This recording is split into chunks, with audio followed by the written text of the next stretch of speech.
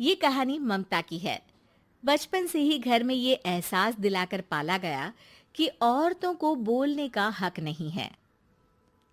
अरे ममता, जरा जल्दी जल्दी हाथ चलाओ। रोज ऑफिस में देर पहुंचता हूँ तुम्हारे कारण। लेकिन आपका सारा खाना पैक और तैयार भी है। अरे जबान जितनी चलाती हो उतना अगर हाथ चलाती ना तो शायद घर को अच्छे से मैनेज कर पाती। क्या मतलब है? क्या नहीं मिला आपको? मोजे मोजे कौन देगा? ममता भागकर पति को मोजे देती है। वो हर किसी का ख्याल रखती, लेकिन उसके घर में रोज का रोना लगा रहता। अरे माँ, आज स्कूल में टीचर ने मुझे फीस के लिए डांटा। माँ, मुझे अच्छा नहीं लगता कि स्कूल में फीस के पैसों के लिए मुझे कोई भी बात सुनाए। अरे पर बेटा, ये तो पापा करते हैं ना, सारा ऑनलाइन। मुझे तो इसकी जानकारी भी नहीं है। हाँ हाँ, बना लो बच्चों के सामने मुझे बुरा। अरे करता तो मैं ही हूँ, माना, लेकिन मुझे कोई सपना थोड़ी ना आएगा कि बच्चों की फीस जमा करनी है। अरे बताओगी तो तुम ही ना। ममता की अब ये आदत में शुमार हो चुका था। वो हमेशा हर बात के लिए खुद को ही दोषी मानती। एक दिन वो पड़ोस की दोस्त से कहती है, समझ नहीं आता यार, मैं इतनी डम कैसे हो सकती हूँ। बात तो सही भी है ना। अब पति बेचारा नौकरी करे, पैसे कमाए, या फिर ये देखे कि बच्चों की फीस का वक्त है। क्या करूँ यार। पता नहीं, मेरे पति तो सारा काम खुद ही करते हैं। वो तो कहते हैं कि तुम थक जाती होगी, सारा दिन घर बाहर बच्चे। तो अच्छा, ऐसे भी पति होते हैं क्या? अरे क्या बात कर रही है? भाई साहब कभी तुझे किसी बात के लिए सुनाते नहीं? किसने कहा नहीं सुनाते? अरे ये पति चीज ही ऐसी होती है कि बिना पत्नी को सुनाए उन्हें चैन की नींद कहाँ आती है। तो तू भी परेशान रहती होगी कि कैसे, क्या, कब भूल गई। अरे वो तो मुझे बस इस बात के लिए ताना देते हैं कि मैं वक्त पर खाना क्यों नहीं खाती, या पार्लर जाकर अपनी साज सज्जा क्यों नहीं करवाती। पड़ोसन बोल ही रही होती है कि ममता के बेटे की आवाज आती है। अरे माँ, क्या हो गया? लग नहीं रहा कि आज आप मुझे पानी भी देगी।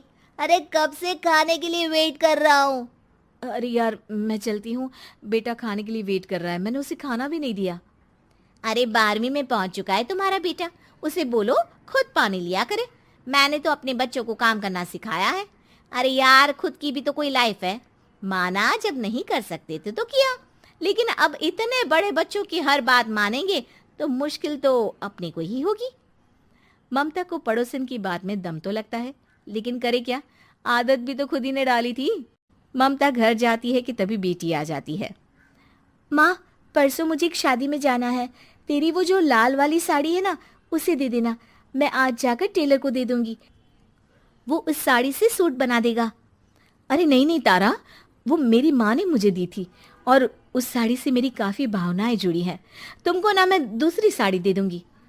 ओके, कोई बात नहीं, लेकिन आज दे ही देना पक्का। तारा माँ की साड़ी से सूट बनवाकर पार्टी में जाती है, लेकिन जब वो पार्टी से लौटती है, क्या है, मैं तो समझ ही नहीं पा रही हूँ। अरे जब वो साड़ी मांगी थी तो ये छल्ली सी साड़ी क्यों दे दी?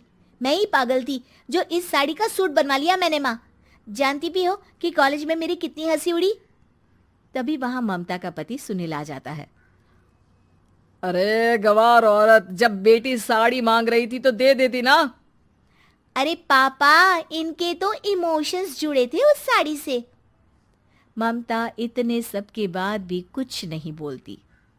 मेरी बेटी की बेइज्जती हो गई। मैं बिल्कुल बर्दाश्त नहीं कर सकता ये।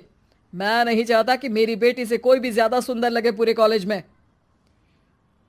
जी, वो पढ़ने में तारा बिल्कुल अच्छी नहीं है, उसकी पढ़ाई पर आप ध्यान दीजिए ना।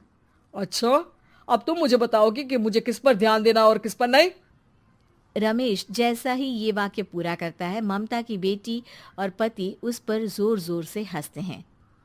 अरे ठीक है ना, पता ही नहीं चला कि कैसे वक्त इतना बीत गया।